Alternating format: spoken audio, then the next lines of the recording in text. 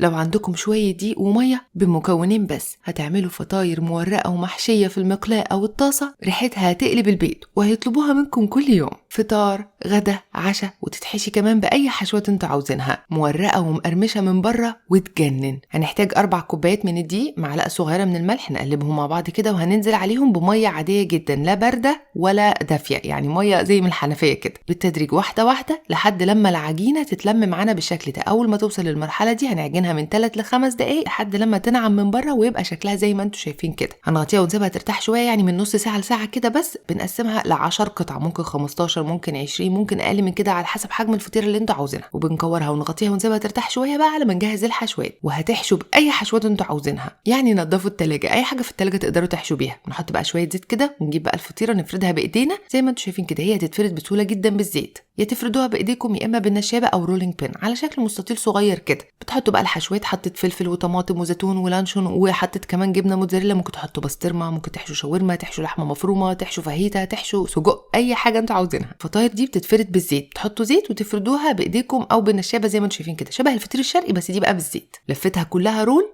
او زي سندوتشات كده اهوت، وبغطيها بقى طول ما انا شغاله. وفي طاسه بحط شويه زيت على نار هاديه علشان تورق من جوه وتستوي. تقلبوا فيها كده لحد لما تحمر، تدي بقى ايه، تقرمش وتاخد اللون الحلو اللي انتوا شايفينه ده، وبس كده.